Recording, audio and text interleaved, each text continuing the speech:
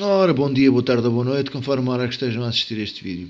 Este é um vídeo muito curtinho, mas às vezes tem-se-me colocado estas questões quando, em alguns eventos fotográficos, em que as pessoas menos experientes perguntam o que é que devem escolher, que parâmetros é que devem escolher na sua câmara. Isto para além dos modos de exposição. De maneira que vou aqui deixar um pequeno quase fluxograma de que pensamento é que nós, que raciocínio é que nós devemos ter para a escolha dos parâmetros, independentemente dos modos de exposição.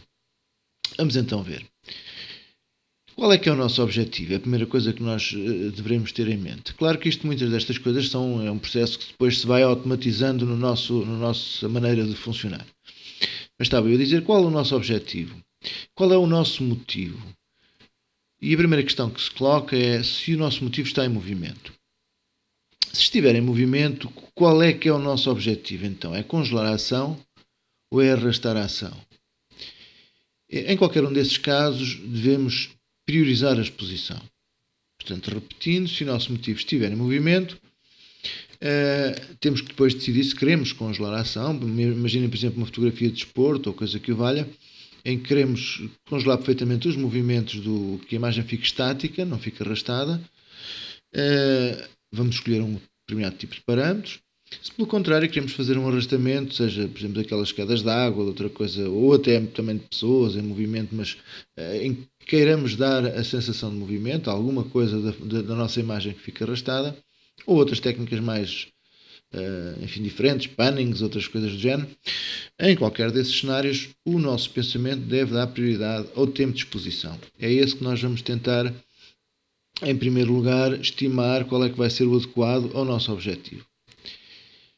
Depois disso, independentemente do modo de exposição, repito, independentemente se estamos em prioridade ao obturador, para priorizar então o tempo, ou se estamos em modo manual, não interessa, estou a falar aqui de raciocínio.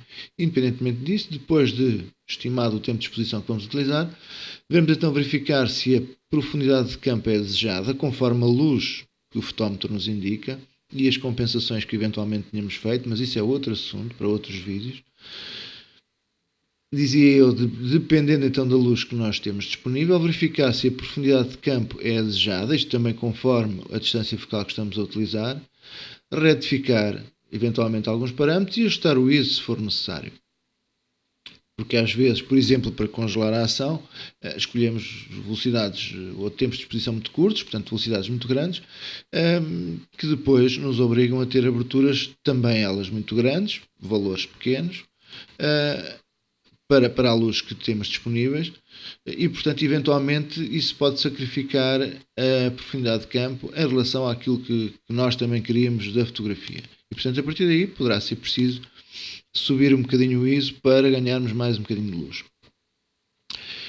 Voltando a esta pergunta, se o nosso motivo não está em movimento, se calhar é uma boa parte das nossas fotos, enfim, depende de cada um, mas se não tiver em movimento, se isso não for uma questão, então o que é que nós queremos? Queremos maximizar a profundidade de campo, queremos maximizar a nitidez, queremos minimizar a profundidade de campo, todos estes são objetivos a ter em conta, dependendo da foto que nós queremos produzir, mais uma vez, e do tema, e enfim.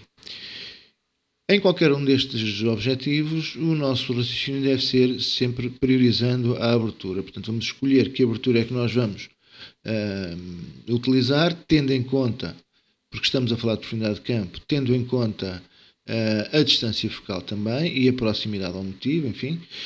Este não é um vídeo sobre profundidade de campo, esse será outro tema. Em todo o caso, será sempre priorizando a abertura.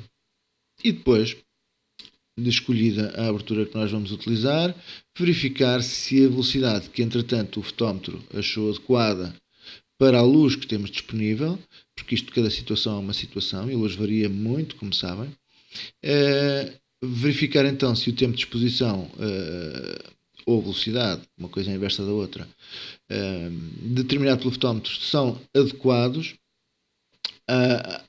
aos meios que nós temos e, eventualmente, aos meios que nós temos para termos uma imagem estável. Portanto, isso tem que ver com a distância focal que estamos a utilizar, por exemplo, que é uma coisa que muitas pessoas se esquecem. Quanto maior a distância focal, menor terá que ser o tempo de exposição, ou seja, maior terá que ser a velocidade, para garantirmos uma imagem estável. E ajustar o ISO se for necessário. Não esquecer ainda, como eu estava a dizer ainda agora, a estabilidade da câmara, da lente e do fotógrafo. Portanto, há câmaras que têm estabilizador que nos ajudam um bocadinho, podem ter ou podem não ter. A distância focal que nós estamos a utilizar. Portanto, se estivermos a utilizar uma teleobjetiva de, sei lá, por exemplo, 200 mm numa câmara normal, sem ser full frame, isso já equivale a 300 ou 320, dependendo das marcas. Já não podemos usar qualquer tempo de exposição, mesmo que a câmara tenha estabilizador. Mas já não, fotografando à mão, obviamente, se não estivermos com tripé, já não podemos usar assim tempos de exposição muito longos, como por exemplo, sei lá, 60, dependendo, é evidente que isto depende muito da objetiva e também da nossa própria estabilidade, mas já são distâncias arriscadas, portanto já temos que ter em conta a distância focal para a escolha da velocidade, isto associando ao raciocínio anterior também. E obviamente que também podemos variar o ISO, e cada vez mais podemos variar o ISO. A tecnologia, as câmaras recentes permitem já ISOs bastante elevados sem que isso faça degradar a imagem, introduzir ruído, pelo menos ruído que seja visível no fim que essa mesma imagem se vai destinar. Muitas das imagens que nós produzimos são apenas para publicação na internet e portanto as câmaras atuais toleram ISOs bem grandes, 800, 1600, sem que isso depois deteriore a imagem o suficiente para que seja visível no computador.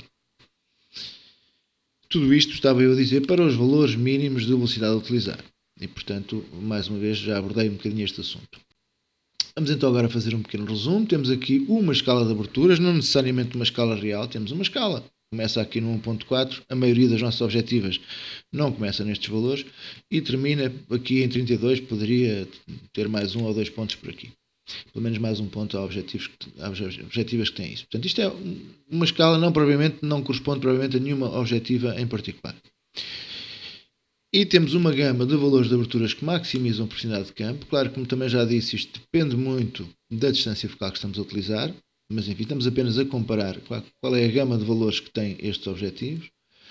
Estes valores intermédios maximizam a qualidade de imagem. São valores a utilizar sempre que podemos, sempre que possamos utilizar este tipo de valores, 5, 6, 8, 11. São os valores que nos vão dar uma maior qualidade óptima, uma maior qualidade de imagem. E os valores mais baixos, portanto, de maior, que significa uma maior abertura, resultam-nos com fotos com menos profundidade de campo. Repito, isto tem sempre que ver, só por si a abertura não determina a profundidade de campo, essa sim é determinada também pela distância ao objeto e pela distância focal.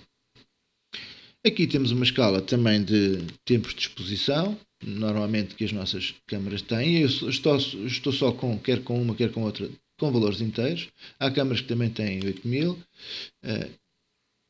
Para quem não sabe, ou para quem não se recorda, só relembrar, estes valores aqui são inversos, portanto é 1 sobre 4000 em segundos, 1 sobre 2000, 1 sobre 1000 e por aí fora. Só aqui quando temos o sinalzinho de segundos, portanto, estas aspas, é que se referem a 1 segundo, 2 segundos e por aí fora. Portanto, quando queremos congelar o movimento, vamos usar velocidades a partir daqui, ou mais corretamente, tempos de exposição a partir daqui. Portanto, estes tempos são cada vez mais curtos, não é? Quando queremos arrastar o movimento, dependendo do motivo e do tipo de arrastamento que nós queremos fazer, da velocidade do motivo, da distância que estamos ao motivo também, vamos usar tempos de exposição desta ordem de grandeza.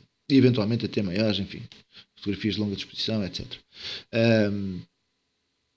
Claro que pode haver uma outra razão, e eu aqui não estou a falar, para utilizarmos valores desta ordem de grandeza sem ter que ver com o arrastamento de motivos. Por exemplo, na fotografia noturna. Não estou a falar em fotografias mais ou menos normais, em que nós temos, em termos de luz, todos estes valores à nossa escolha para chegarmos ao nosso objetivo.